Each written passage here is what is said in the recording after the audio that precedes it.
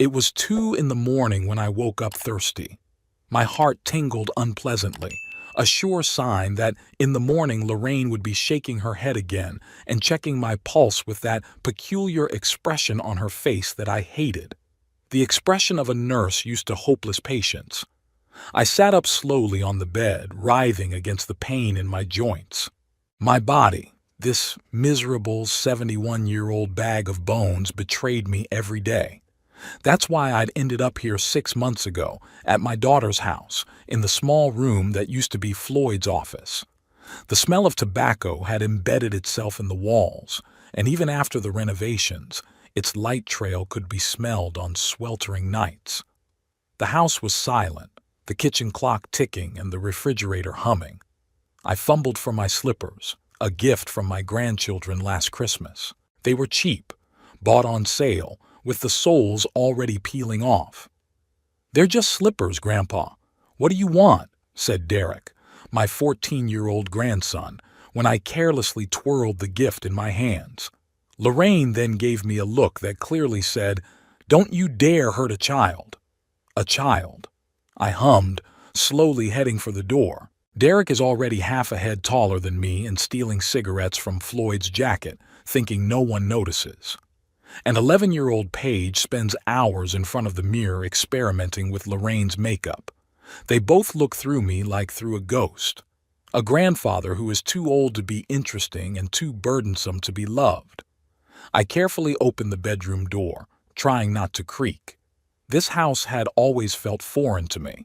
In my old house, which now stood empty on the other side of town, every floorboard remembered my footsteps. Here I was an intruder, even though Lorraine claimed otherwise. "Daddy, you can't live alone after what happened," she'd said after my heart attack.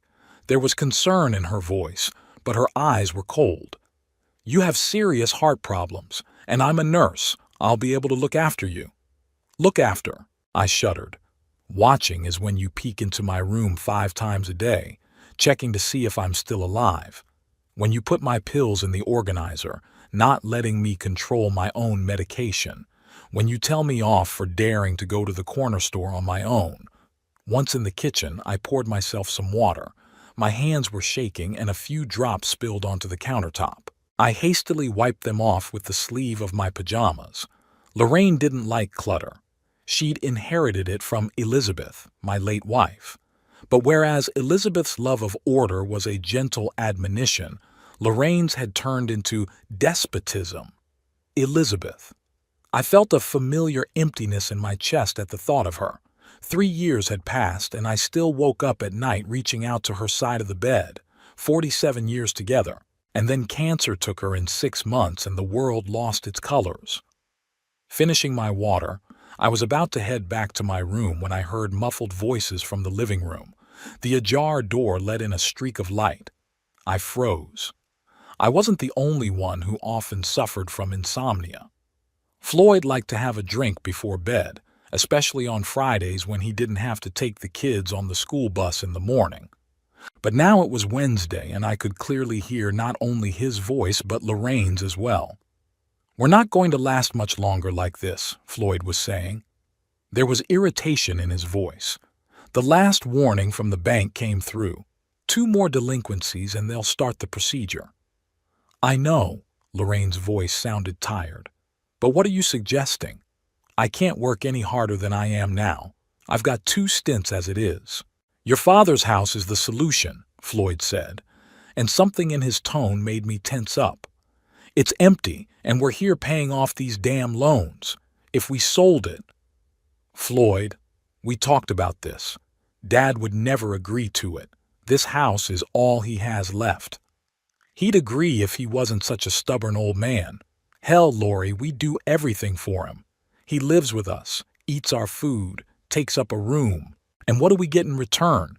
His pathetic pension that barely covers his own medicine." I stood frozen at the kitchen door. His words stung like acid. So that's how they see me. A burden, an extra mouth.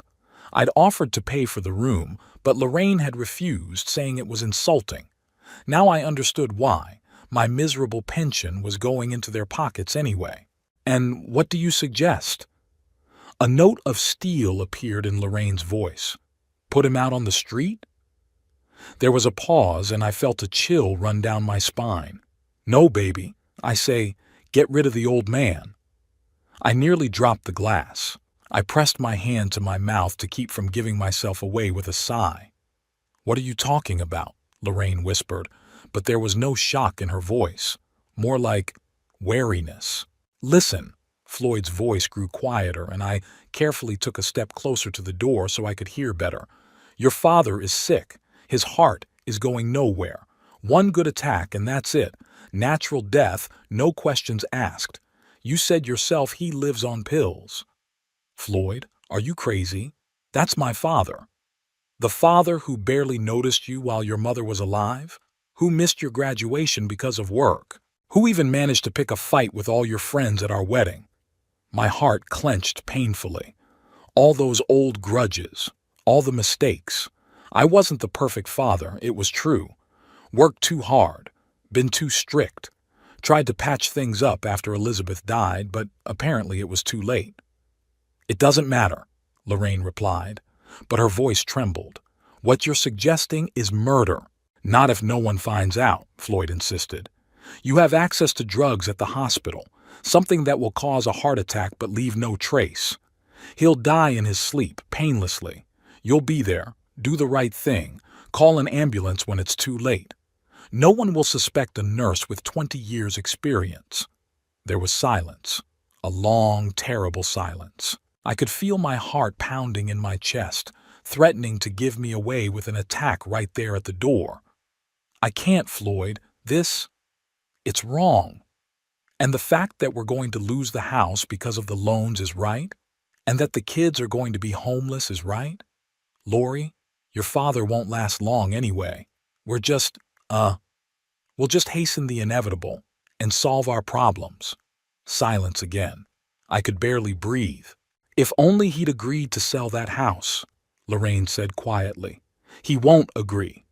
You know that yourself. He's clinging to it like your mother still lives there. That house is standing empty, falling apart, and it could have saved us. Derek and Paige. They won't understand if we lose the house.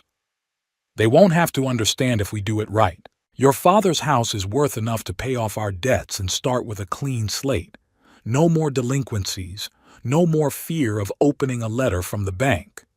I heard a sob. Was my daughter crying? Or was it relief? How do you want to do this?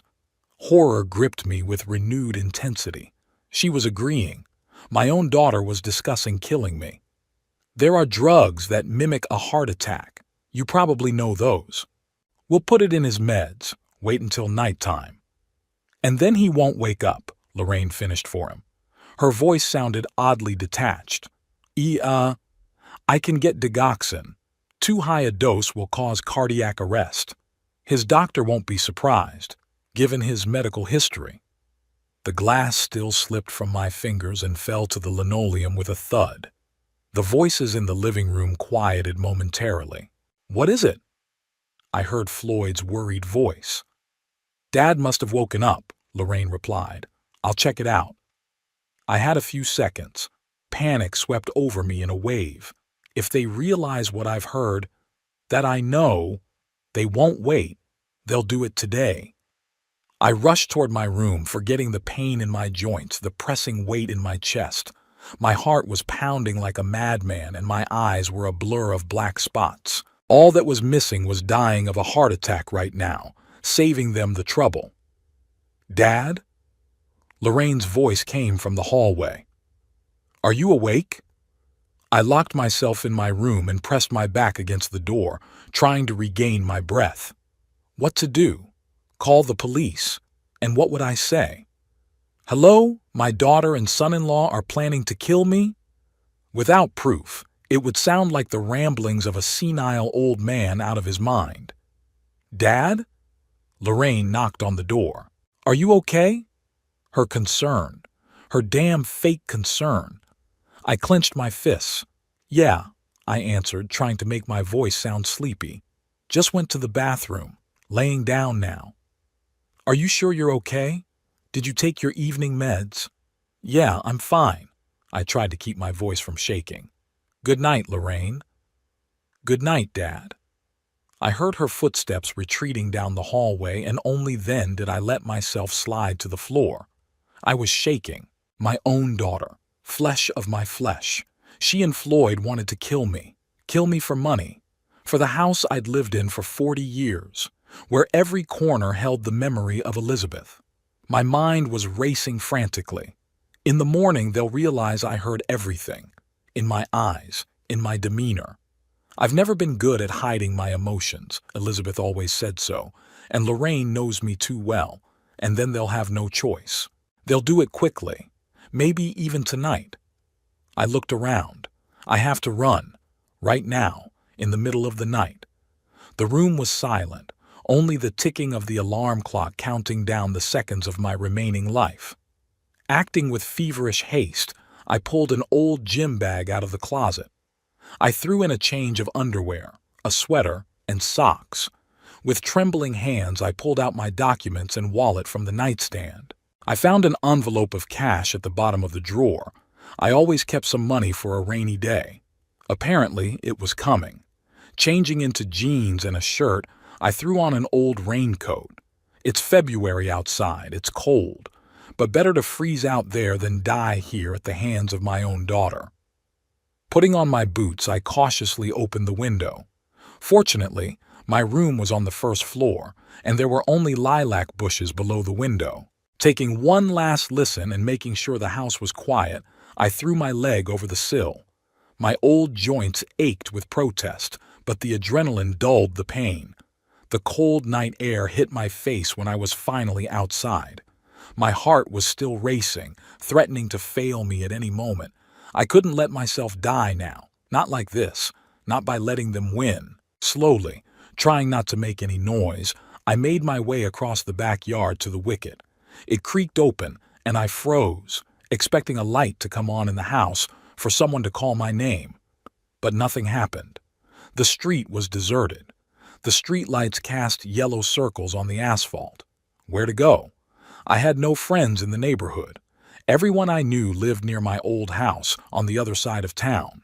I moved forward just to get away from Lorraine and Floyd's house. Each step was hard. The cold air stung my lungs, but fear drove me forward, fear and the bitterness of betrayal. Get rid of the old man, I heard in my ears. I had become just an old man to them, a burden, an obstacle to solving their financial problems. I was walking down Federal Way at night, a gray-haired old man with a bag running away from my own daughter's house, walking to save my life, walking not knowing where or to whom, but he knew exactly what he was running from, his own people who had turned into strangers, blood that had been poisoned by greed. Their plan will fall apart tomorrow when they discover my disappearance. They won't be able to kill me if they don't find me, and I'll make sure they never find me. Even if I have to start a new life at 71, somewhere in the back of my mind I hoped this was a nightmare, that I'd wake up in my bed in the morning and Lorraine would bring me oatmeal and pills as usual. But the cold wind hitting my face said otherwise. This was reality, a terrible, cruel reality in which my own daughter wanted me dead. The cold crept under my old cloak with every step. The February night at Federal Way was merciless to the elderly fugitive. I walked, clutching my worn gym bag in my hand, and every breath I took hurt in my chest. Strange how quickly life changes. 3 hours ago I was asleep in my bed, and now I was wandering the deserted streets, fleeing from my own children. My heart was working at its limit. Too fast for someone with my diagnosis. Too dangerous. I stopped under a streetlight trying to catch my breath. With trembling fingers, I unzipped my bag and pulled out a small plastic box of pills. Lorraine always insisted I carry them with me. Just in case, Dad. Now that precaution was saving my life. I swallowed the nitroglycerin, leaning against the pole. The cold metal burned even through the fabric of my cloak. My legs, with aching joints and swelling that had failed me constantly in recent years, now protested with every step. The shortness of breath was getting worse. I wasn't ready for a marathon like this. Federal Way was asleep. Rare cars drove by, oblivious to the elderly man standing alone under a streetlight. Who cares about other people's problems? People don't notice old people. We become invisible somewhere after 60, especially to young people who look right through us as if we were already ghosts. When my heartbeat calmed down a bit, I continued on my way. I needed to get to the other end of town, where my old house was and where Garth Tower, my former neighbor, lived. The only person I could turn to at this hour. The buses were out of service at this hour. Cabs? I had money in an envelope, but calling a cab meant leaving a trail. If Lorraine and Floyd started looking for me, they could easily check out the cab services. No, I'd better walk, at least part of the way. Then maybe I could hitch a ride or wait for the first buses of the morning. I walked slowly through the sleeping city, and each block became more and more difficult. My feet were numb from the cold, and my fingers could barely feel the handle of my bag. My breath came out in clouds of vapor in the frosty air. If Elizabeth could see me now, what would she say? She'd probably scold me for being reckless. And then she'd take my hand and walk beside me as she always did. At the crossroads, I stopped, trying to get my bearings. When I was young, I knew this town like the back of my hand. A lot had changed now. There were new neighborhoods, old buildings giving way to modern complexes. The city grew and changed, and I stayed the same. Obsolete. Unnecessary. Suddenly I felt dizzy. I staggered and grabbed the nearest support, a mailbox it turned out. Black spots swam before my eyes. Not now, I begged. Not a heart attack in the middle of the street. Don't let them win so easily, Whitmore.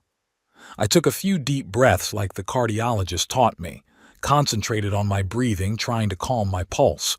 Gradually, the dizziness receded. But I knew I couldn't last much longer like this. I needed shelter, warmth, rest. Across the street, the sign for a convenience store glowed. This was a chance. I crossed the street slowly, writhing against the pain in my knees, and pushed open the store's door. Warm air blew across my face.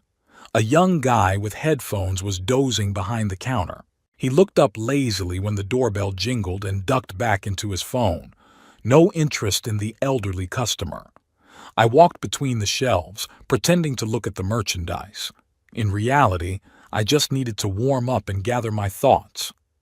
Taking a bottle of water from the shelf, I headed for the cash register. "It's cold today," I said, holding out the money. The guy shrugged, keeping his headphones on. "Uh-huh. Can you tell me when the first buses start running?" He grudgingly pulled out one earpiece. 5:30, I think. Number 20. The stop is around the corner." I nodded gratefully. 5:30. A few more hours of waiting, but it was better than walking across town. "Thank you. Can I just sit here for a while? Warm up?" The guy gave me an appraising look. I must have looked pathetic. An old man with red cheeks and a tattered bag. "Only if you buy something else," he said without much enthusiasm. "The boss doesn't like bums sitting here." I didn't explain that I wasn't a bum. Instead, I bought a pack of cookies and a cup of instant coffee from the machine. The guy nodded at the table by the window, and I sank down on the plastic chair with relief. The hot coffee warmed my hands. I looked out the window at the empty street and thought about how I'd gotten to this point in my life. 71 years old. Almost a lifetime behind me. And here I am sitting in a convenience store, running away from my own children who want to kill me. Time stretched agonizingly slow. I dozed off, waking up at every sound. Finally, it started to get light outside the window. The clock on the wall read 5 in the morning. It was time to move on. I thanked the cashier, who didn't even seem to notice I was still here, and walked outside. Dawn was coloring the sky a pale pink. It was getting a little warmer, or maybe my body was just coming to terms with the cold. The bus stop was empty. I sat down on a bench holding my bag tightly. There's no one to steal from this early, but the habit of not trusting those around me was deeply ingrained. Elizabeth always said I was too suspicious. Well, now that suspicion could save my life. The bus arrived right on schedule. The driver, a tired, middle-aged man, gave me an indifferent look as I held out the money for my ticket. I was just another early passenger to him, invisible. The interior of the bus was almost empty. Only at the very back was a woman in a maid's uniform dozing, probably on her way to a morning shift at some hotel. I sat by the window, clutching my bag to me. The bus moved off, and I watched the familiar streets float by. Somewhere out there, in their house, Lorraine and Floyd might have already discovered my disappearance. What would they do? Will they look for me? Would they notify the police? 40 minutes later, I got off at the right stop. It was only 2 blocks from here to Garth's house. My legs felt better after resting on the bus, and I walked faster than I had the night before. The neighborhood was painfully familiar. This was where I'd lived most of my life. Here, Elizabeth and I had raised Lorraine. Here we'd made plans for a future that was now gone. Garth's house looked exactly as I remembered it. A small one-story house with a green roof and a white picket fence. Garth had always been proud of his garden, but now, in February, the garden was bare and lifeless. I stopped hesitantly at the gate. 6:30 in the morning. Too early for a visit, but there was no choice. Gathering my courage, I pushed open the wicket and went to the door. The bell rang somewhere in the back of the house. I waited, shifting from foot to foot with cold and nervousness. What would I tell Garth? How would I explain my showing up this early? The truth. Who would believe such a wild story? A moment later, footsteps sounded outside the door. The lock clicked, and Garth Tower, my neighbor for 30 years, appeared on the threshold. He had aged a great deal since the last time I'd seen him. His hair was completely gray, his face wrinkled, but his eyes remained the same, clear and attentive. Whitmore. The surprise in his voice was genuine. What the hell are you doing here so early? Garth, my voice shook. I'm sorry to bother you. I need help. He stared at me for a few seconds, then stepped aside. Come on in. You look lousy. I gratefully stepped over the threshold. The house was warm and smelled of coffee. Garth was probably already up and making breakfast. Come into the kitchen, he said, closing the door. I just put the coffee pot on. I walked down the familiar hallway. Garth's house hadn't changed much over the years. Same pictures on the walls, same worn carpets. After his wife Margaret died, he'd lived alone, just as I had after Elizabeth left. Only he was luckier. His children lived in other states and couldn't control his every move. In the kitchen, Garth pointed me to a chair and silently poured coffee into 2 cups. He put one in front of me and sat down across from me. So, tell me, he said, looking at me carefully. What happened? I wrapped my hands around the cup, savoring the warmth. Where to begin? How do I explain the horror of what happened? Lorraine and Floyd want to kill me, I said bluntly. There was no point in beating around the bush. Garth blinked. His hand holding the cup froze halfway to his mouth. What? I overheard them talking last night. They're planning to put something in my medication, something that'll give me a heart attack. They want to sell my house to pay off my loans. Garth set the cup down slowly. His face reflected concern, but not shock. More like doubt. Whitmore, are you sure you've got this right? Are you dreaming? No, I shook my head. I heard them with my own ears. Floyd said, we've got to get rid of the old man. And Lorraine, my own daughter, she agreed, said she could get some drug at the hospital. Garth rubbed his chin. I could see he didn't believe me. And who would? The story sounded like the ramblings of a paranoid person. Listen, he began cautiously. I know it's been hard for you since Elizabeth died. And moving in with Lorraine, it's a big change. Sometimes in situations like this, we feel... I don't. I raised my voice and my heart immediately resonated with a sharp pain. Damn it, Garth. I'm not out of my mind. I heard them talking. They were discussing how to put something in my medication. Lorraine said digoxin. She's a nurse. She knows how to make it look natural. Garth raised his hands in a conciliatory gesture. All right, all right. Let's not get heated. Tell me everything in order. I took a deep breath, trying to calm down.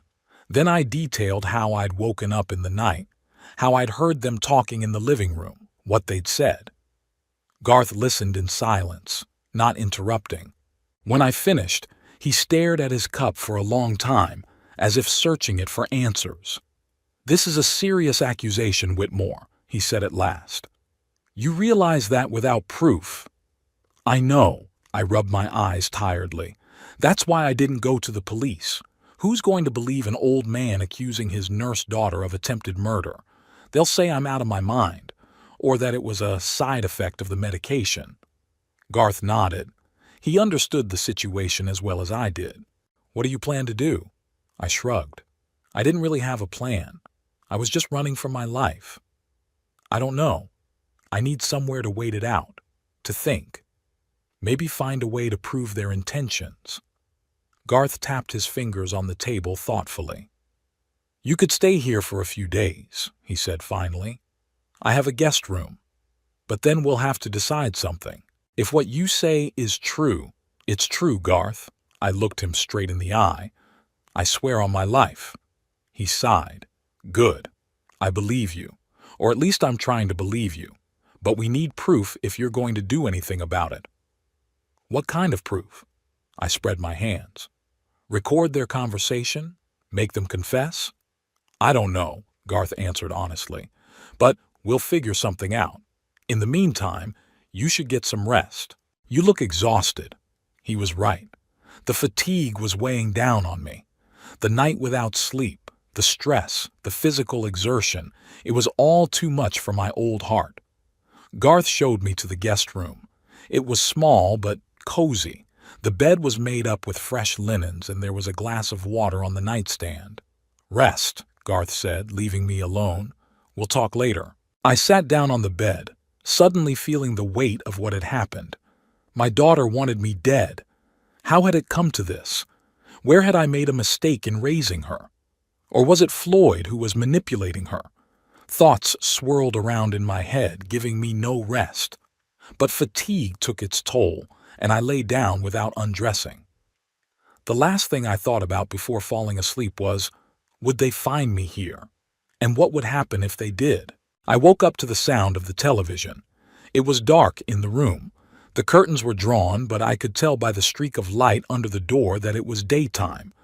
The clock on the nightstand read 2 o'clock in the afternoon. I had slept for almost 8 hours. Getting out of bed, I felt every muscle aching. The night's walk had not gone without a trace on my old body. I listened to my heart. It was beating steady, without interruptions. A good sign. After washing up in the small bathroom, I went out into the living room. Garth was sitting in a chair in front of the TV watching the news. "Oh, you're awake," he said when he saw me. "How are you feeling?" "I've been better," I said honestly, sinking down onto the couch. "But I'm alive, and that's what matters." Garth nodded and pointed to the TV. "Watch." There was a local news program on the screen, and I was horrified to see my picture. Underneath it ran the line, "Missing elderly man with heart failure wanted." The announcer said, "Federal Way police are asking for help in locating 71-year-old Whitmore Hampton, who disappeared last night from his daughter's home. The man suffers from heart failure and requires constant medication.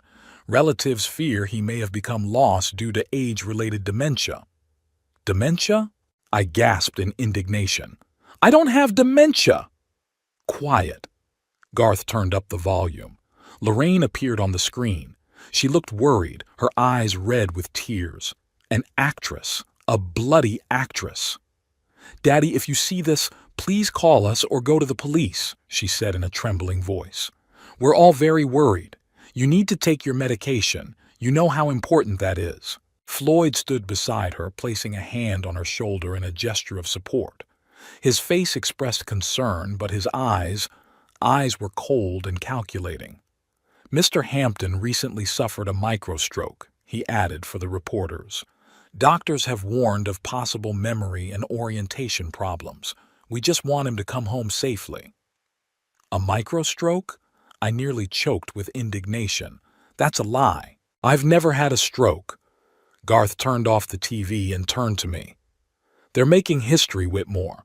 If they find you, it'll look like you really are suffering from dementia and ran away from home in a state of confusion. I leaned back on the couch, stunned. They'd thought of everything. If I showed up and told them about my suspicions, who would believe me? A man who, according to his family, is suffering from dementia after a microstroke. They're turning me into a crazy old man, I whispered. So no one will believe my words. Garth nodded grimly. And they do it quite skillfully. Lorraine's a nurse, and her word carries weight. If she says you've got dementia, people will believe her over me, I finished his thought. Garth, what do I do? He rubbed his chin thoughtfully. We need proof, Whitmore. Irrefutable proof of their intentions. Without it, you're really going to look like a paranoid old man. But how? How can I prove something I overheard by accident? Garth didn't have time to answer. The doorbell rang and we both flinched. A lightning bolt of fear struck me. Had they already found me? Sit tight, Garth whispered, rising. I'll see who it is. He went out into the hallway and I froze on the couch listening. My heart was pounding like crazy again. If it's the police, if it's Lorraine and Floyd. I heard the front door open, then a man's voice, unfamiliar. Garth answered quietly, but I couldn't make out the words. A moment later, the door closed and Garth came back into the living room holding a piece of paper. Police, he said, handing it to me. They're putting out an APB on you. They want to know if I've seen you. I took it. My own face was staring back at me. It was the same picture as on the news. At the bottom, a police phone number and the words, suffering from heart failure and dementia, in need of medical attention. What did you tell them? I asked, feeling my insides grow cold. That I hadn't seen you, of course. Garth sat down next to me. But they're going around the neighborhood. Sooner or later they might come back with a search warrant, especially if Lorraine remembers that we were neighbors. I clutched the sheet in my hand, feeling desperation set in. Then I was trapped. If I go outside, I'll be recognized. If I stay here, I risk letting you down. Garth put his hand on my shoulder. We'll figure something out, Whitmore. But without proof. I'm afraid no one will believe your story. Not against the word of the nurse and her husband. Not when they've already created an image of an elderly man with dementia. I nodded, realizing the bitter truth of his words. Without proof, I was just a crazy old man who ran away from home. And no one, absolutely no one, would believe that my own daughter was planning my murder. On my third day at Garth's, I realized I could no longer hide like a frightened rabbit. The police continued their search.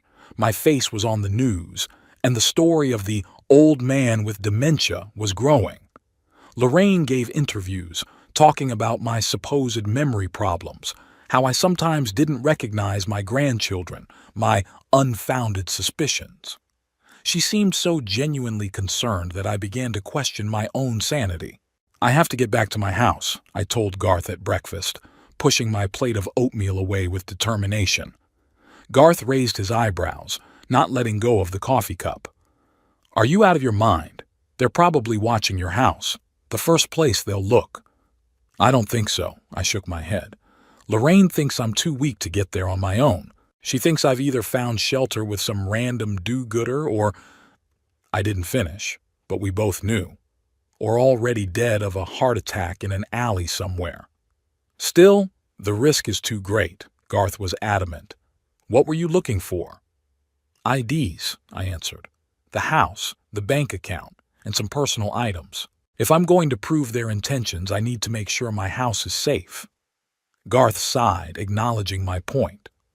Over the days, he'd finally come to believe my story. especially after we'd heard the new version of why I'd disappeared. I'd been paranoid, refusing to take my medication, and on the eve of my escape, accusing Lorraine of putting poison in it. "Maybe we should see a lawyer," Garth suggested. "Tell him your story, show him the deed to the house." "Without proof, a lawyer won't help," I shook my head. "We need to find something concrete first. A recording of their conversation, evidence." Garth rubbed his chin thoughtfully.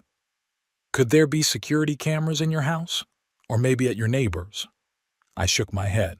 "No, I've never installed any. And neighbors, I doubt their cameras are pointed at my house." We were silent for a moment, considering our options. Finally, Garth said, "Okay, let's say you go, but not alone. I'll go with you and wait outside. If anything goes wrong, I'll step in." I nodded gratefully. Garth was a true friend. At 73, he was still strong and energetic from years of construction work and regular trips to the pool. Unlike me, with my heart condition and arthritis. We decided to go in the evening when it was dark. Less chance of anyone recognizing me. Garth lent me a baseball cap and an old jacket, a rudimentary disguise, but better than nothing. The day dragged agonizingly slow. I was nervous, checking my pulse often, afraid that my heart might fail at the worst possible moment. Before leaving, I took all the necessary medications and put some spare pills in my pocket, just in case. At 7 o'clock that evening, we got into Garth's old Ford. I pulled my baseball cap low over my eyes and squirmed in the passenger seat. My house was 20 minutes away, a quiet neighborhood of neat, one-story houses where Elizabeth and I had lived most of our lives. "Remember," Garth said, turning down my street, "you go in, get what you need, and get right out. No sentimental walks through rooms, no delays. If you see a light or Floyd's car, you leave right away. I'll be waiting around the corner." I nodded, though inside I was shrinking with fear. What if they really are watching the house? What if the police are patrolling the neighborhood? But it was too late to back out. Garth stopped the car a block before my house. I took a deep breath, gathering my strength. "Good luck," Garth said, squeezing my shoulder. "I'll wait here for 30 minutes. If you don't come back, I'll follow you." I got out of the car, feeling the February chill immediately. My house was visible at the end of the street, dark windows, no signs of presence. I walked slowly, trying not to attract attention, even though the street was deserted. It was a typical weekday evening. Everyone was home, eating dinner, watching TV. As I approached the house, I stood still for a second, looking at the familiar facade. This is where my life has been. This is where I was happy with Elizabeth. This is where Lorraine grew up. And here she had chosen to betray me. I still had the key, a little secret Lorraine didn't know about. She thought she'd taken all the keys when she moved me in with her. But I always kept a spare in a stash in the backyard, under the false bottom of the old birdhouse I'd made for Lorraine when she was a child. I walked around the back of the house, fumbled in the darkness for the birdhouse, pulled out the key. My hands trembled as I slid it into the back door lock. A quiet click and I was inside. The house smelled musty and dusty, 6 months without airing, without life. I moved cautiously, keeping the lights off, navigating by memory. I made my way through the kitchen to my study where a desk drawer held all the important papers. The moonlight streaming in through the unshaded window provided ample illumination. I opened the desk drawer and started going through the folders. House papers, insurance, bank statements. Everything was in place. I was putting the papers into the bag I'd brought with me when I heard the sound of a car pulling up. My heart skipped a beat. I froze, listening. A car door slammed, then a second one. Voices. I recognized them immediately. Lorraine and Floyd. Panic came over me in a cold wave. They're here. I looked around for cover. There was nowhere to hide in the office. We'd have to get out the back door before they came in. Too late. The key turned in the front door lock. A flick of the switch and light flooded the hallway, a strip of it visible from under the study door. "It's all covered in dust," Lorraine's voice sounded annoyed. We'll have to hire a cleaning service before we show the house to the buyers. We'll have to get rid of the junk first, Floyd replied. All that old furniture, books, who needs it? I squirmed at the table, barely breathing. They were talking about selling the house like I was already dead, like I never existed.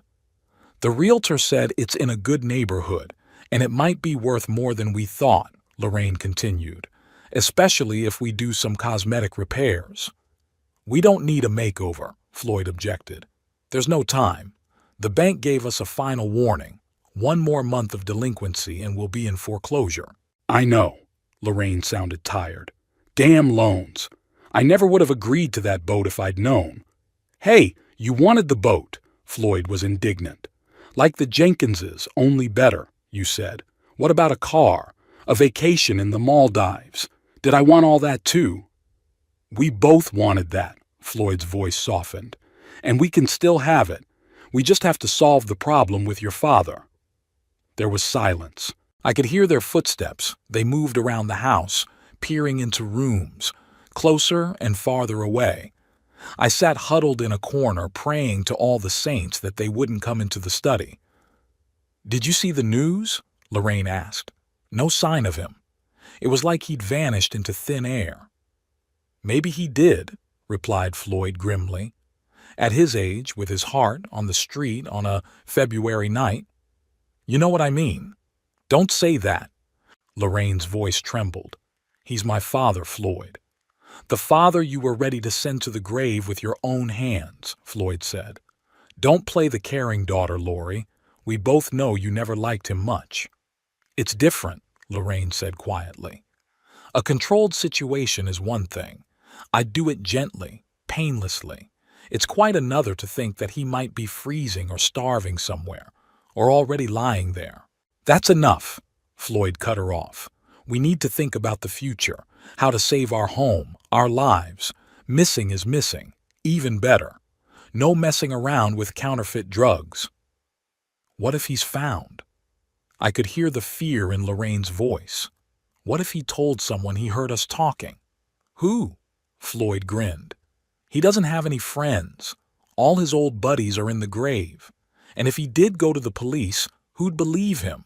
A nurse, 20 years of experience, a model mother, a caring daughter versus a dementia-ridden old man out of his mind. He doesn't have dementia, Lorraine said quietly. The police don't know that, Floyd's voice sounded smug, and neither do the doctors, and the medical records can be tweaked. You have access. Lorraine sighed. Okay, let's go through the rest of the rooms. We need to make a list of what can be thrown away and what can be sold. Their footsteps approached the study door. I froze, out of breath. My heart was pounding so hard it felt like they should hear it pounding. The doorknob turned and light from the hallway streamed into the room. I huddled in the corner behind the desk, praying to all the gods that they wouldn't see me. There's a lot of paperwork here, Lorraine said, turning on the office light. I'll have to sort through it all. That's some other time, Floyd replied. It's getting late. Let's finish looking around and go home. I have a 6 a.m. flight tomorrow. Okay, Lorraine turned off the light and closed the door.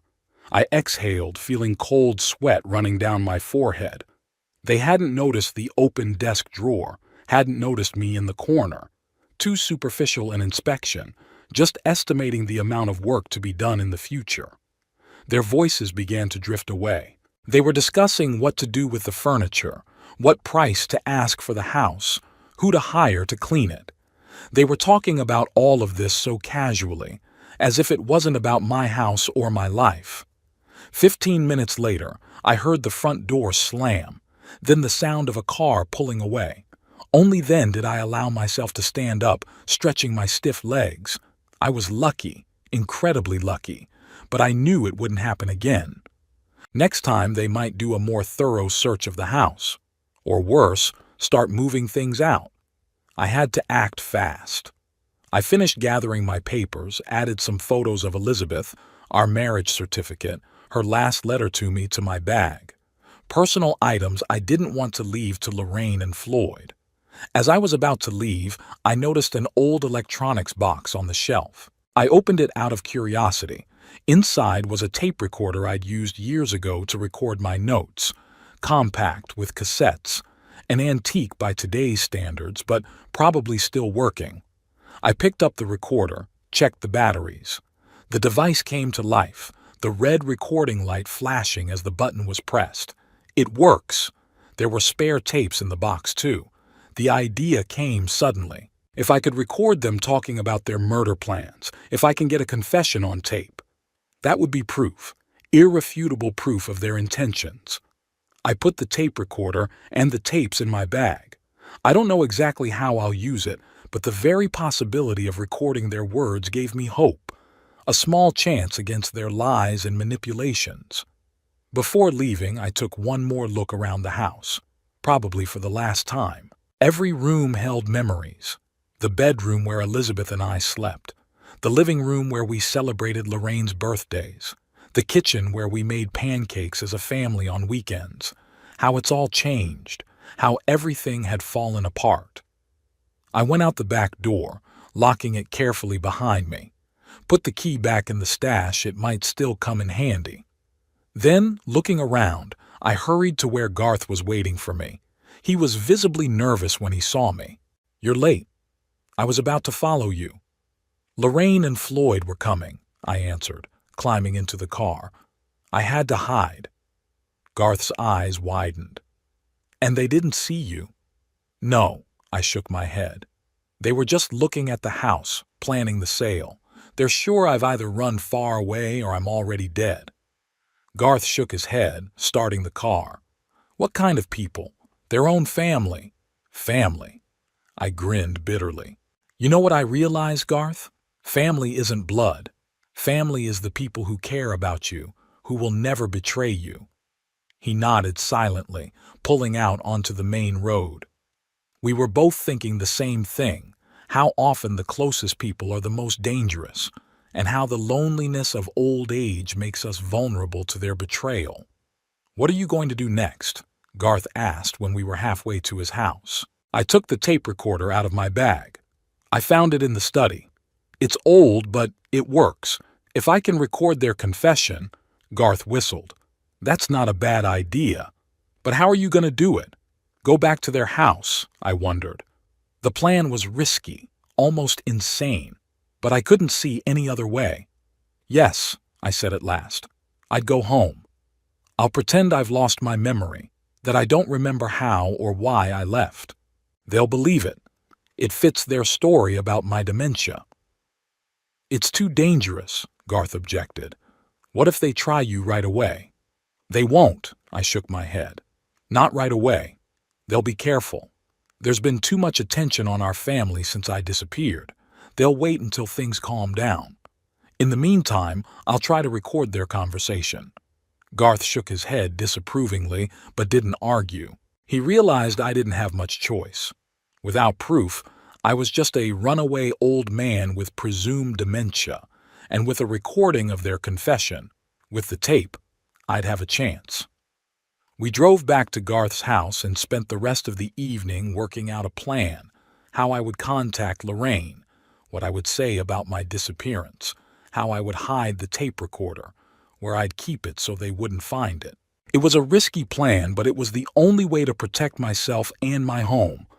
The only way to prove that I wasn't a senile old man out of my mind, but a victim of my own children's greed. As I fell asleep that night, I thought of Elizabeth. What would she say if she knew what our daughter had become? What would she do in my shoes? The answer was obvious. Elizabeth had always fought for justice. She wouldn't give up, wouldn't let them win, and neither would I. For Elizabeth's memory, for myself. To prove that old age does not make a man helpless and powerless. Even with a bad heart, one can find the strength to fight when one's life is at stake. The next morning began with preparations. Garth helped me check the recorder. We recorded a test message, listened to it, made sure the quality was acceptable. Then we discussed where I would hide it. "Pockets don't work," Garth reasoned. "It's too conspicuous. and if they suspect anything, they'll check them first. I nodded, going over my options in my mind. Finally, a decision came. I usually wear the vest under my shirt, I said. You could sew an inside pocket into it. The recorder's small, so it wouldn't be noticeable. Garth chuckled approvingly. His late wife used to sew, and he still had needles and thread. The old vest I'd worn under my shirt for warmth now had a secret pocket between the lining and the outer fabric. The recorder fit perfectly into it. Now the key is to remember to turn it on and off at the right moments, Garth reminded me, and change the tapes. I nodded. We decided that I would hide the tapes in the shoebox where I kept my old photographs. Lorraine had never been interested in that box, thinking it was just the junk of a sentimental old man. Then came the most difficult part, Lorraine's phone call. Garth and I rehearsed for a long time what I would say. The story had to sound convincing, to fit in with their version of my supposed dementia. I dialed my daughter's number from Garth's phone. She answered after the first beep, as if she'd been sitting with the phone in her hands, waiting for a call. "Hello?" Her voice sounded strained. "Lorraine, it's Daddy," I said, trying to make my voice sound tired and weak. "Daddy!" she exclaimed with such convincing relief that I almost believed her sincerity. "Lord, where are you? We're going crazy with worry." I don't know how to explain," I paused as Garth and I had agreed. "I got sick in the night. I went out for air and I don't remember anything. I woke up at a bus stop. Some woman helped me, took me to her house." "Daddy," Lorraine's voice had a hint of professional nurse's concern in it. "Did you have an episode? A microstroke, maybe? Do you remember who you are? Where you live?" "Of course I remember." I tried to add irritation to my voice. "I'm not out of my mind, Lorraine. It's just, I don't know what came over me. I felt like I had to run, that I was in danger." "It's called a paranoid episode, Dad." Her voice became soft, soothing. "It happens in the elderly." The doctor had warned of possible complications. I swallowed the angry reply. She lied so easily, so skillfully weaved her lies into the conversation, that an outsider would never have suspected deception. "You're probably right," I replied humbly. "I want to go home, Lorraine. I'm tired." "Of course, Daddy."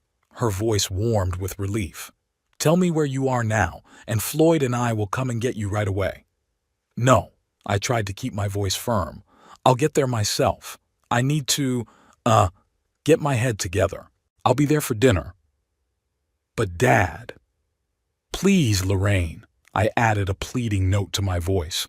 "I need to do this on my own, to prove to myself that I can still do something." A pause. I could almost see her weighing her options. Going after me meant getting me back under control faster, but refusing could look suspicious. What caring daughter wouldn't rush right after her missing father? "Okay," she finally said. "But be careful, and call me if you don't feel well. Promise." "I promise." I tried to make my voice sound grateful. "Thank you, Lorraine." After the call, Garth looked at me anxiously. "Are you sure you're up to this? It's a dangerous game, Whitmore." "I have no choice," I replied, taking off my vest to check the fit of the recorder. "Without proof, no one will believe me. I have to get a recording of their conversation." Garth sighed, but didn't argue. Instead, he handed me a small cell phone, an old cot he hardly ever used. "Call me anytime," he said, "and if I don't hear from you in 3 days, I'll go to the police." I nodded, tucking the phone into my pants pocket. We agreed that we'd keep in touch whenever I left the house, for example, to get the mail or the newspaper. Lorraine couldn't know about our contact. After lunch, Garth drove me to a bus stop not far from Lorraine's house. We agreed that I would get there on my own. It would look more believable that way. "Be careful," Garth said, shaking my hand firmly. "And remember, if you feel threatened, leave now. The house and the money aren't worth your life." I nodded, though deep down I knew it wasn't about the house or the money anymore. It was about justice. It was about not letting them win, not letting them turn me into an unwilling victim. The drive to Lorraine's house took about 20 minutes. With each step, the anxiety grew. What if they suspected something? What if they decided to act faster than I thought? Before turning onto their street, I stopped, took a deep breath, and turned on my voice recorder. The first entry is my return. There's no telling what they'll say when they see me. The front door opened barely as I rang the bell. Lorraine was standing on the threshold, and her face reflected a whole range of emotions: relief, concern, and something else. Disappointment? Daddy! She hugged me with such convincing joy that an outsider would have been moved to tears. Thank God you're back. We were so worried. I hugged her back, feeling my whole body tense up. This woman, who was now cradling me in her arms, had discussed ways to kill me only a week ago. I'm sorry for making you worry, I mumbled as I walked into the house. Floyd sat in the living room, rising at my appearance. His smile didn't reach his eyes. "Welcome back, Whitmore," he said, shaking my hand. "You look tired. Tough week, huh?" I nodded, feigning embarrassment.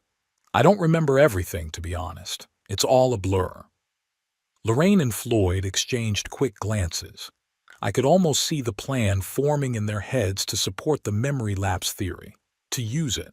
"It's okay, Dad," Lorraine said softly, settling me into the chair.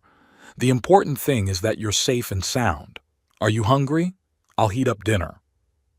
"A little," I answered, trying to look weak and confused. "And I need to take my medicine. I think I've missed a few appointments." "Of course," Lorraine nodded with professional concern. "I'll get everything right away. You need to get your regimen back on track. It's very important for your heart." She left for the kitchen, and Floyd sat across from me, studying my face.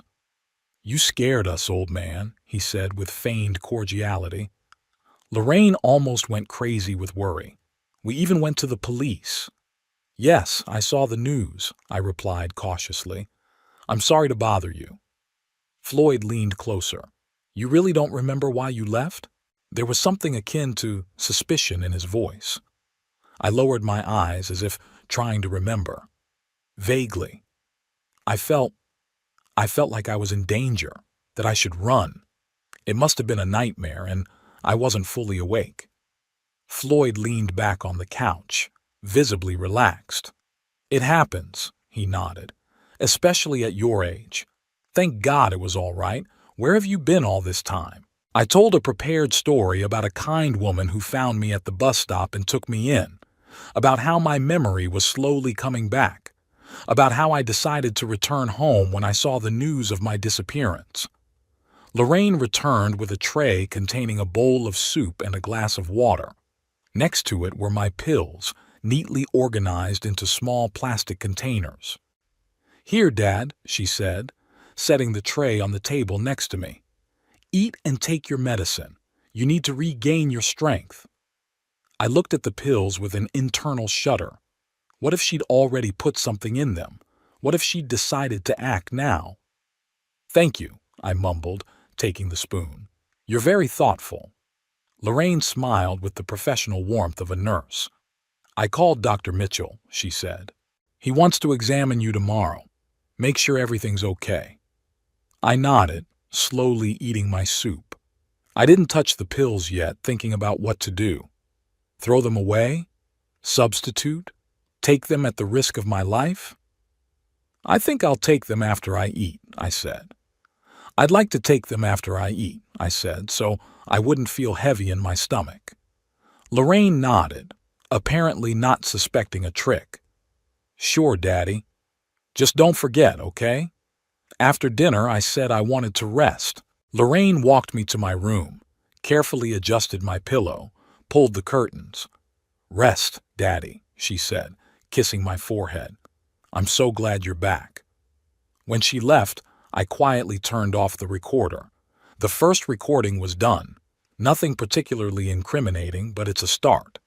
The important thing is that they seem to believe my story about the memory lapse. I discreetly threw the pills down the toilet when I went to the bathroom. It wasn't worth the risk. I had some spare ones in my bag that I'd brought with me, the ones Garth had given me from his own supply. That's what I took instead of the ones Lorraine had given me. The next 2 days passed in tense anticipation. I played the part of a frail, somewhat confused old man. Lorraine supervised my medication, but I learned to hide the pills in my fist and then throw them away. I took the ones I'd brought with me instead. The visit to Dr. Mitchell was uneventful. He found me in satisfactory condition, considering the circumstances, and prescribed a sedative to prevent further episodes. Lorraine listened carefully to all his recommendations, like a model daughter and nurse. On the 3rd day after my return, luck smiled on me. I was taking an afternoon nap in my room when I heard Floyd come home earlier than usual. He and Lorraine were talking in the kitchen, unaware that I was awake. I quietly turned on the recorder and opened the door ajar so I could hear better. "Did you get it?" Lorraine's voice sounded muffled. "Yes," Floyd answered. "Your colleague didn't ask any questions." "No. I told him it was for a terminal cancer patient. He's an understanding guy." I tensed, listening to every word. They were talking about a drug, the one they were going to kill me with. "When do we start?" Floyd asked. Time was running out and the bills were mounting. "We have to wait a little longer," Lorraine's voice sounded worried. "It's too risky right after his return." Everyone still remembers the disappearance story. "How long? A week? 2? The bank won't wait forever, Lori." "I know." There was irritation in her voice. "You think I like this? He's my father, damn it." "Who left you and your mom when you were a kid?" Floyd reminded her. "Who missed your graduation because of work? Who's done nothing but criticize you your whole life?" "It doesn't matter," Lorraine replied quietly. "Murder is murder." "Not murder, but euthanasia," Floyd objected. "He's an old, sick man. We'll just hasten the inevitable and solve our problems." There was silence. I pictured Lorraine struggling with the remnants of her conscience, Floyd staring at her, waiting for a decision. "Okay," she said at last. "In a week. We'll start with low doses in his evening medication. We'll gradually increase. It'll look like a natural progression." "What if he runs away again?" Floyd sounded worried. "What if he suspects something?" "He won't," Lorraine replied confidently. "You've seen his condition. He's weak, confused. He probably doesn't remember hearing our conversation, if he heard it at all. Maybe he was just dreaming and that's why he ran away." I clenched my fists, holding back my anger. They were talking about me like I was weak, like I was a thing to be gotten rid of. And my own daughter was ready to slowly poison me, watching me fade away day by day. "Let me see," Lorraine said. There was a rustle of packaging. "Yes, that's it. That's great. I'll hide it in our bedroom, in the medicine cabinet. He never looks in there." "Make sure the kids don't find it either," Floyd warned. "Paige likes to go through your makeup." "I'll keep it safe," Lorraine promised, "behind the secret panel where I keep my expensive jewelry." Their voices began to drift away. They must have gone into the bedroom. I closed the door quietly and turned off the recorder. My heart was pounding so hard it felt like it was going to jump out of my chest. But it wasn't just fear I felt. I felt triumph. I had the tape, proof of their intentions. That evening, after everyone had gone to bed, I quietly snuck into the bathroom where I kept the empty containers of my medication. I poured in the pills I'd brought from Garth. They looked like my regular meds. Now, if Lorraine starts putting something in my pills, I'll still take the safe ones. The next morning, as usual, Lorraine brought me breakfast and my medication. I noticed how carefully she made sure I swallowed all the pills. She'd never been so insistent before. "Is everything okay, Daddy?" she asked with professional concern. "You look a little pale today." "My heart hurts a little," I replied, which was true. The stress of the last few days had taken its toll on my health. "But that's okay. If it gets worse, just let me know." Lorraine put her hand on my shoulder. "Promise?" I nodded, looking into her eyes. What was she feeling at that moment? Caring? Guilt? Or just impatience? When would the drug take effect? After a few days, I noticed that I was actually getting worse. Even though I wasn't taking the poisoned medication, my heart was failing more and more often. The stress, the constant tension, the fear, all of it was undermining my health. That evening I sat in the living room, pretending to watch TV while actually recording another conversation between Lorraine and Floyd in the kitchen. They were discussing that I was responding well to a new drug. That's what they called the poison amongst themselves. Suddenly, something in my chest clenched. A sharp pain pierced my left side, radiating to my arm and jaw. I gasped, dropping the TV remote. My eyes blurred into black spots. "Daddy?" Lorraine came out of the kitchen when she heard the noise. "Daddy!" She rushed over to me, expertly probing for a pulse. I could see the panic in her eyes, not because of my condition, but because her plan might be revealed. If I died too quickly, if the autopsy showed unusual drugs in my blood— "Floyd!" she yelled. "Call an ambulance! Dad's having a heart attack!" Floyd appeared in the doorway, a look of confusion on his face. "Are you sure? Maybe." "Call an ambulance!" she shouted, unbuttoning my shirt. "Now!" While Floyd made the call, Lorraine laid me on the couch and put a pillow under my head. "Hang in there, Dad," she said, pulling nitroglycerin out of her pocket. "Here, put it under your tongue. The ambulance is on its way." I looked into her eyes, trying to figure out if she was saving me out of fear of exposure, or if she had some remnants of daughterly love in her. It didn't matter at that moment. What mattered was that she was doing the right thing, like a professional nurse. The nitroglycerin pill was starting to work and the pain had receded a little, but I could feel that this attack was more serious than the previous ones. My heart was racing and every breath I took was labored. "Breathe slowly, Dad," Lorraine said, holding my hand. "The ambulance will be here in 5 minutes." I tried to focus on my breathing, fighting the panic that was building. To die now, when I'm so close to exposing their plan. When I have proof, but haven't had time to use it yet? Through the haze of pain, I saw Floyd pacing nervously around the room, casting concerned glances at Lorraine and me. "It wasn't because of—" he began, but Lorraine cut him off abruptly. "Not now." There was such steel in her voice that Floyd was silent immediately. I realized what he wanted to ask, if it was their drug that had caused me to have the seizure. Apparently they were planning a slower action, a more gradual deterioration. The sound of an ambulance siren interrupted my thoughts. A minute later, paramedics entered the room with stretchers and equipment.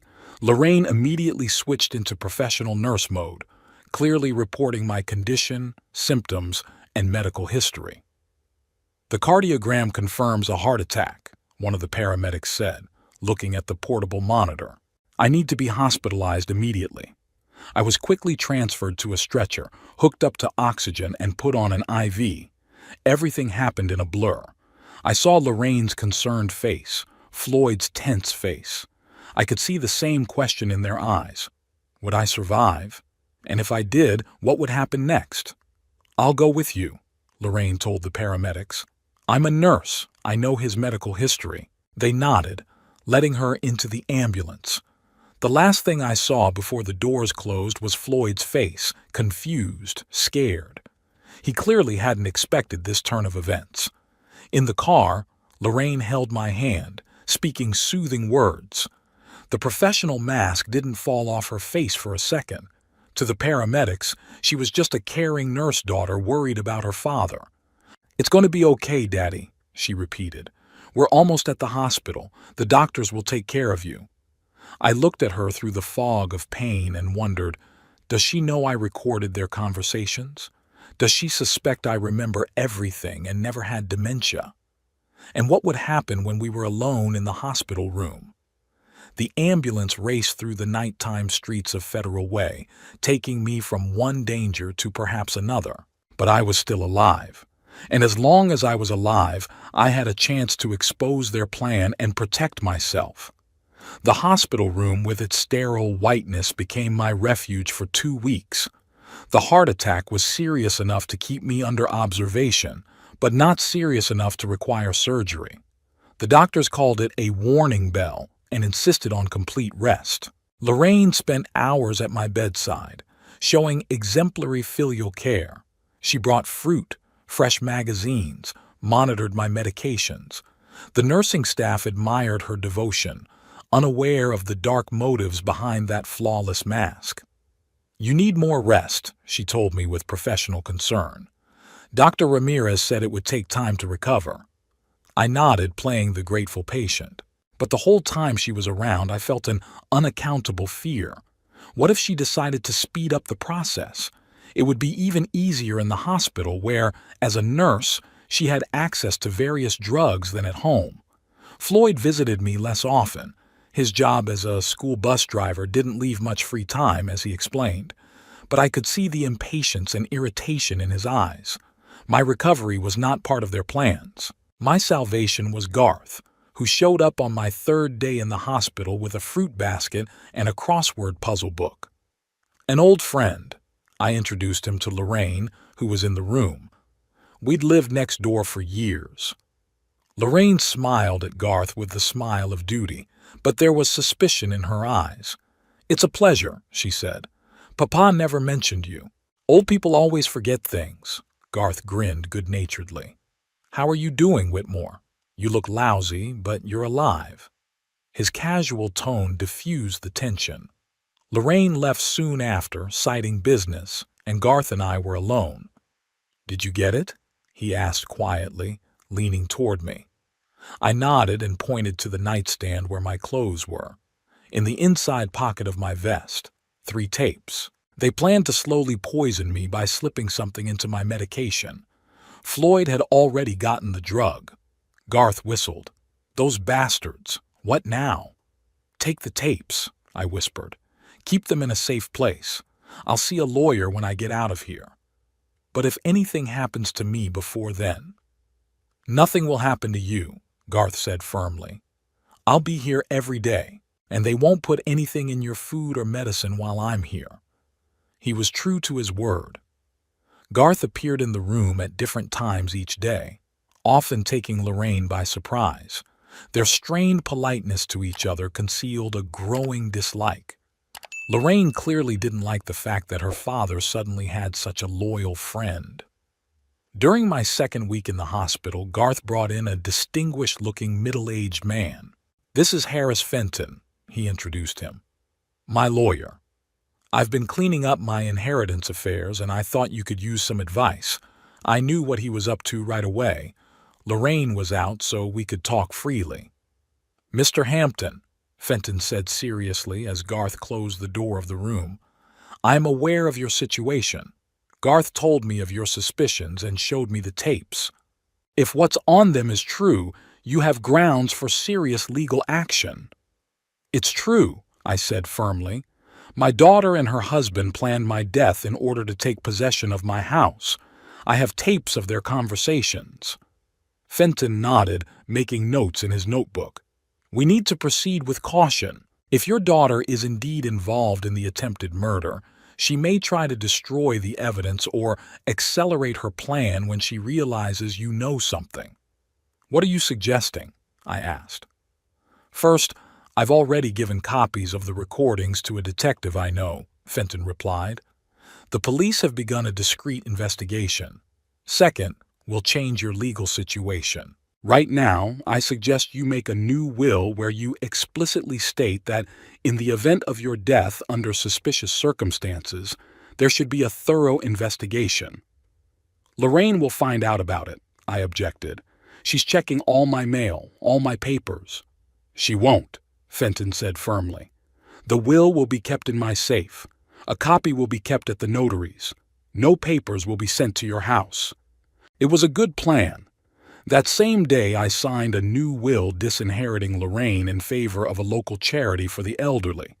Fenton also helped me draw up a power of attorney for Garth, authorizing him to act on my behalf in the event of my incapacity. "Now we need hard evidence," Fenton said before leaving. "The recordings are good, but the defense could argue they were made out of context or even fabricated. We need to catch them red-handed." "How?" I asked, feeling my heart clench at the thought of going back to Lorraine's house. "Detective Reynolds has a plan," Fenton replied. "He'll contact you after you're discharged, but be prepared to play bait." 2 weeks later, the doctors finally allowed me to go home. Lorraine was a model of caring, helping me pack, listening carefully to the doctor's recommendations. "You need complete rest, Dad," she said as she helped me into the car. "No stress, no exercise."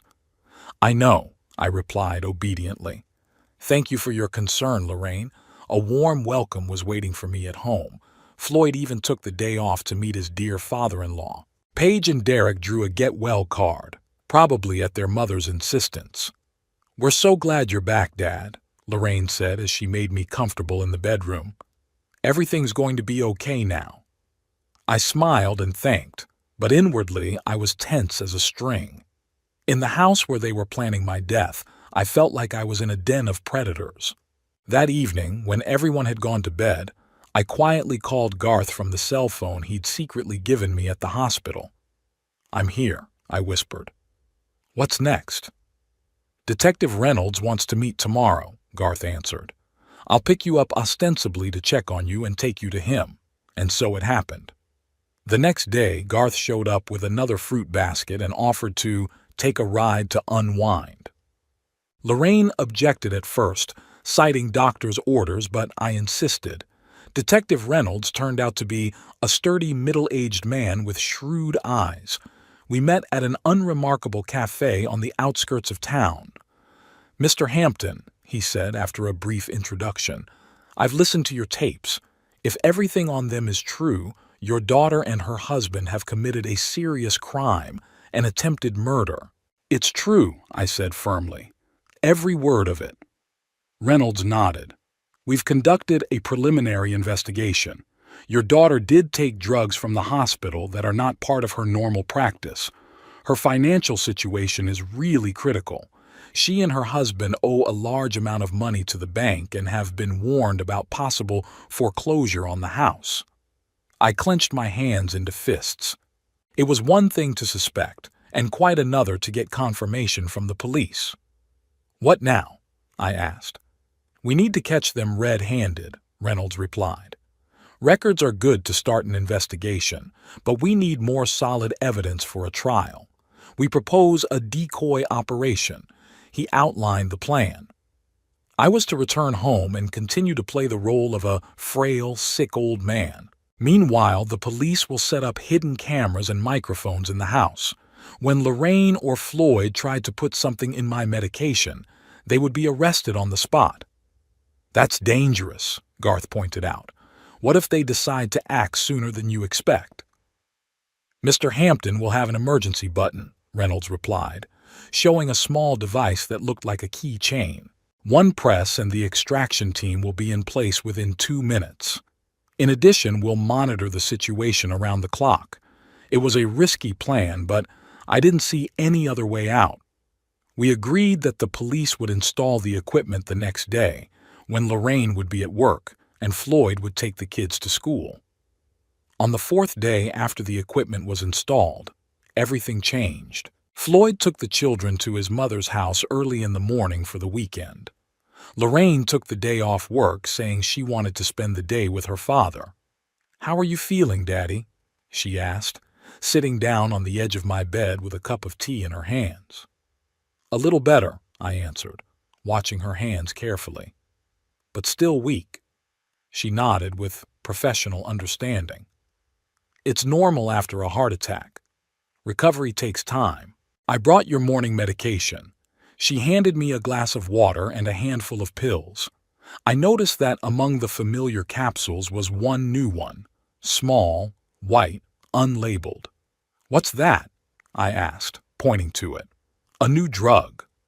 Lorraine tensed slightly, but the smile remained in place. "Yes. Dr. Ramirez prescribed an additional heart medication. I forgot to tell you yesterday." That's a lie. Dr. Ramirez didn't prescribe anything new. I knew that for a fact because Reynolds checked all my medical appointments. That's odd, I said, pretending to try to remember. He hadn't said anything about it when I was at his appointment. He called me yesterday, Lorraine answered quickly. It's standard practice for patients after a heart attack. I nodded, pretending to believe it. I discreetly pressed the emergency button in my robe pocket. The extraction team should have arrived within 2 minutes. I just needed to stall for time. You know, I said, looking at the pills in my palm, I keep thinking about our house, about where we lived with your mom. Lorraine tensed even more. Yeah? What do you think? I think we should sell it, I said, watching her reaction. It's empty anyway. And the money? Well, money could help you and Floyd. I know you're having financial difficulties. Lorraine's eyes widened in surprise, then suspicion flickered in them. What makes you think we're having financial difficulties? I'm not blind, Lorraine, I said softly. I can see you and Floyd whispering about the accounts, how nervous you get when the mail comes in, and then those expensive things you buy. I know how much a nurse and a school bus driver make. You're living beyond your means. Take your medicine, Daddy, she said, changing the subject. They'll make you feel better. I stared at the pills in my palm. One of them could be deadly. My own daughter was giving me poison and looking into my eyes. Do you know what the saddest part is, Lorraine? I asked quietly. It's not that you want me dead. It's that you can't even wait for it to come naturally. Her face went pale. What are you saying, Dad? I don't understand. I heard everything, I continued, feeling the weight I'd been carrying around all these weeks let go. That night before I ran away, I heard you and Floyd discussing how to get rid of me, how you were going to put something in my medication, something that would give me a heart attack. Lorraine froze as if struck by thunder, the horror of recognition in her eyes. Do you remember everything? She whispered. But the doctor said, dementia. I never had dementia, Lorraine, I said firmly. It was your fiction, so that no one would believe what I said. A clever move, I must admit. At that moment, the front door burst open with a crash. Police officers in bulletproof vests, guns at the ready, burst into the room. Police, stay where you are, shouted an officer, pointing his gun at Lorraine. She froze, still holding the glass of water, her face contorted with shock and horror. What's going on? She whispered. Daddy, what have you done?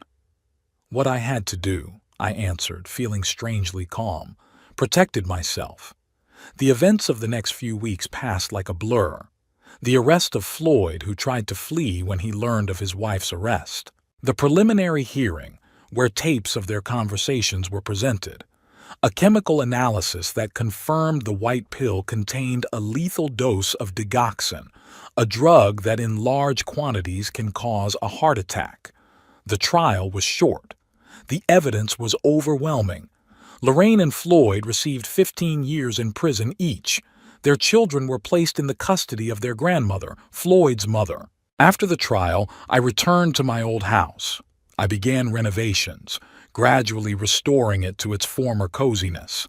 Garth helped me, coming over almost every day. Physical work helped me not to think about the betrayal, about the trial, about my broken family. Letters from Lorraine came from prison. She apologized, said she was sorry, that she had rethought everything. I didn't read them. I sent them back immediately with the note, "The addressee refuses to accept correspondence." She tried to contact me through her lawyer, through social workers, even through Garth, but my decision was unwavering.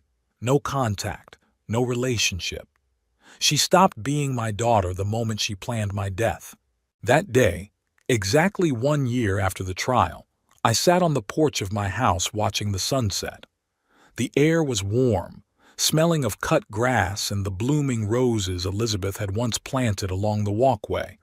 The bitterness still lingered in me, but it didn't eat away at my soul like it had before. I had learned to live with it as one learns to live with a chronic illness. I knew I would never forgive Lorraine and Floyd, never let them back into my life. But I also knew I wouldn't let their betrayal define the rest of my life. I was free from their control, from their plans, from their presence. I lived in my own home, by my own rules, accountable to no one.